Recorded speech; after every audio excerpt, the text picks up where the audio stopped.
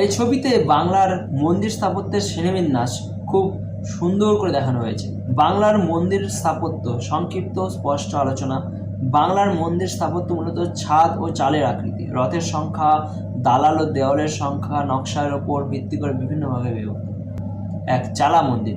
গ্রামবাংলার কুড়েঘরের ছাদ থেকে অনুপ্রাণিত প্রকারভেদ দোচালা, দুই দিক ঢালু ছাদ, চারতলা, চারিদিকে ঢালু ছাদ, আটচালা, আট চালার ওপর ছোট চারচালা, 12 চালা, জোড়া বাংলা, দুটি দোচালাযুক্ত রথসহ জোড়া বাংলা। চালা মন্দির বাংলার সবচেয়ে প্রাচীন ও জনপ্রিয় মন্দির রীতি। 2, রথ মন্দির। মন্দিরের উপর গম্বুজ বা শিখরকে রথ বলা হয়। রথের সংখ্যা অনুযায়ী 1 রথ, 5 রথ, 9 রথ, 10 রথ, 25 রথ। বিশাল ও রাজকীয় মন্দিরে রথের সংখ্যা সবথেকে বেশি হয়। দালান মন্দির। ইসলামী ও ইউরোপীয় স্থাপত্যের প্রভাব রয়েছে। বৈশিষ্ট্য: সমতল ছাদ, স্তম্ভ ও খিলান। বাড়ির সঙ্গে যুক্ত দালান মন্দিরও দেখা যায়। নবাবী আমলে দালান মন্দিরের প্রচলন বাড়ে। মঠ মন্দির। উঁচু সরু শিখরযুক্ত গঠন প্রকার।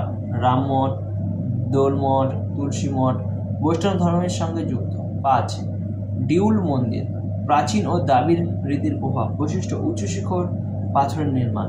পশ্চিমবঙ্গের পুরুলিয়া, বাঁকুড়ায় বেশি। ডিউল হল পশ্চিম বাংলার প্রাচীনতম মন্দির রীতি। মঠ প্লাস চালা ও মিশ্র রীতি। চালা ও মঠের সংমিশ্রণ, দালার ও চালার মিশ্রণ। পরবর্তীকালে স্থাপত্যের বিবরণের ফল। নির্মাণ উপাদান: পোড়া ইট, চুন সুরকি, টেরাকোটা ফলক, মিথিলা রামায়ণ ও কৃষ্ণলীলা খোদাই।